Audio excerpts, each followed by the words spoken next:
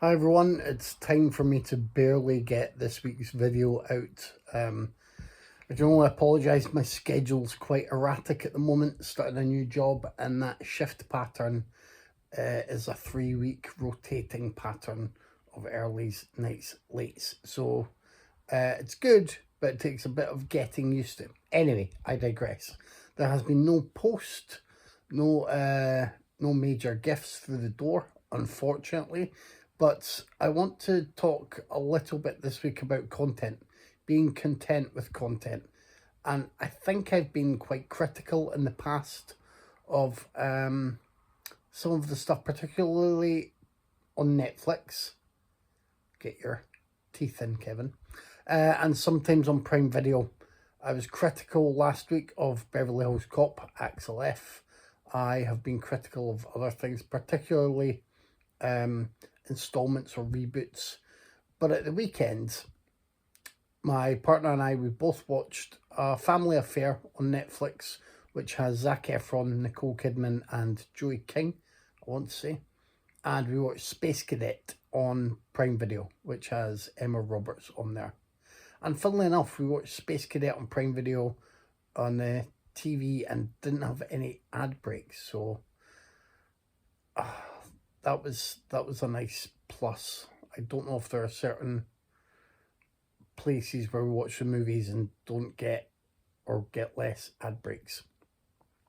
Anyway, I'd seen the trailer for both of these movies, so I kind of knew what I was getting into, and both did what they set out to do.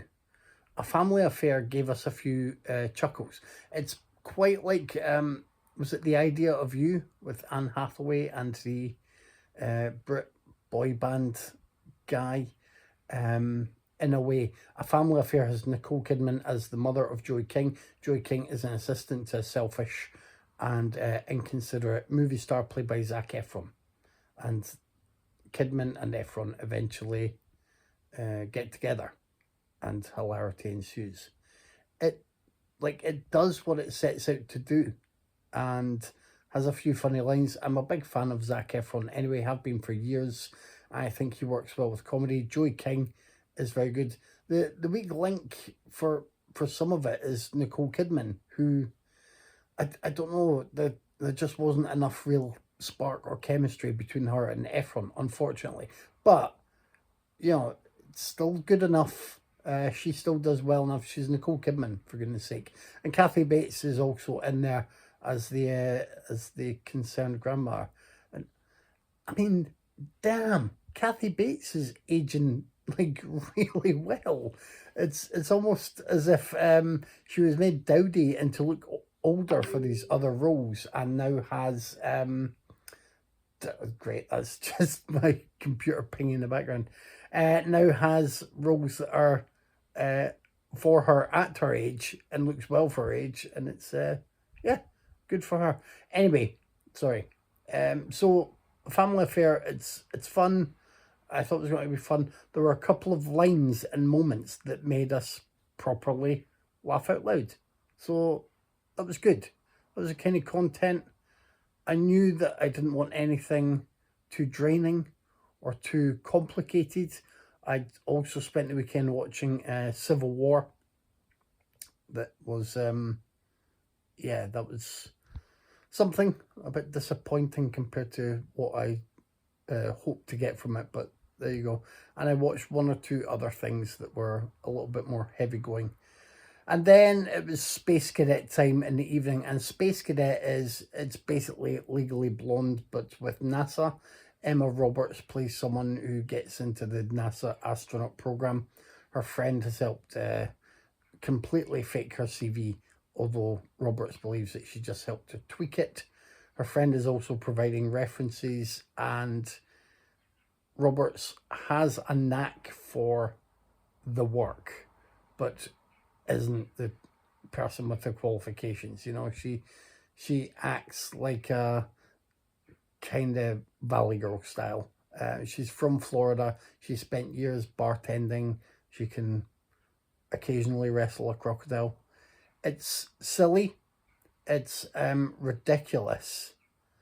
It's not great in terms of some of the performances and what the film wants to show compared to the budget it has to work with. But again, it was what we expected. Like, if you watch a trailer, it looks pretty cheap. It looks a bit lame. It's absolutely on you whether you click play or not. And we did, and it was okay. It was just, it was what we wanted for there and then. There weren't any sort of big laughs or anything, but there were a few little bits that made me smirk. Not even a chuckle, really, a smirk. Emma Roberts is good in the main role. She is enough to hold it together and make it watchable. The supporting cast is pretty decent, with a couple of main players that do well. But it just highlighted to me that I'm fine with that content being available in that way for when I want content that will actually just keep me content. I'm absolutely fine with that, and I'd rather have these things available than have Netflix or Prime Video push some huge, new action spectacular or amazing and overhyped star comedy vehicle that seems to inevitably disappoint. But put these, I want to call them sort of low-key films, the ones that come along and don't give you any expectations, but make decent use of people who are also, very active in their careers in many other projects. It's not Netflix and Prime Video now isn't like the last gasp saloon for people. It's where people go to sort of maybe play around. They're maybe offered just a decent payday to do that one thing or a couple of things, or they get tied into a deal. But if the content is like this, then yeah, it's fine. I have more good feeling towards these two movies that I watched at the weekend than I do towards Beverly Hills Cop Axel F, because I mean, that's taking a property and basically throwing money at. I was listening to other podcasts discuss Axel F over the past couple of days. I didn't realise the budget was 150 million. 150 million for a Beverly Hills Cop movie. That's just throwing money around, and it doesn't look it. In terms of the cast they got together, when you've got Eddie Murphy, probably want a good payday. I don't know what kind of pay Joseph Gordon-Levitt can get. Kevin Bacon and the stars from the original film reprising their roles, and maybe had to be tempted back with more money. Yeah, that seems to be where the money's gone, because it wasn't splashed around on screen. Make more of these low to mid-budget films. I say that without any knowledge of what the budgets are. For all I know, A Family Affair was like 100 million, and most of that was for Nicole Kidman. To land her as a big name. But yeah, I like these. If these pop up and I'm not going to prioritize it, but if we're thinking of doing the wheel at the weekend of titles that we're looking to choose from, then yeah, I might think, I saw the trailer for this movie. It didn't look great, but it did look like something that was fun enough for a weekend watch, especially if you're like with family or a partner or loved ones, and you just, it's harder to settle on something to watch together. And I know this is probably all thanks to the algorithm and the planning and marketing teams of these companies, but those films work well if you're just looking for something to watch with others and they agree. Get rid of full responsibility. You have to have agreement. and then watch it, and it's not bad though. Like, it's really not bad.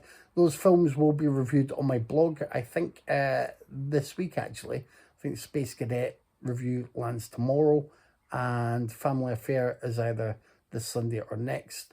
So if you're interested, I'll put the blog link below. Please keep an eye on the blog as well.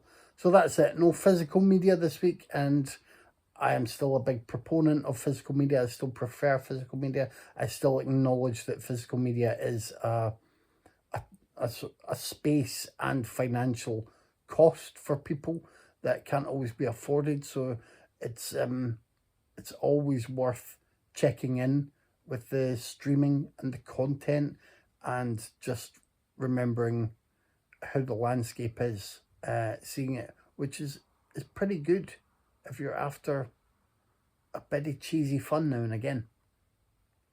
Oh, and The Boys. I'm up to date on season 4 of The Boys, and The Boys just keeps getting wilder and wilder. I think there's 2 episodes to go from this season. That's fantastic, but annoyingly, every episode now has, I want to say, like 3 ad breaks. I know, I'm not going to go moaning about ad breaks again, but yeah, if you're into The Boys, then I hope you're up to date with the latest season, because it is just getting wilder. That's it. Until next week, at whatever time I manage. See ya.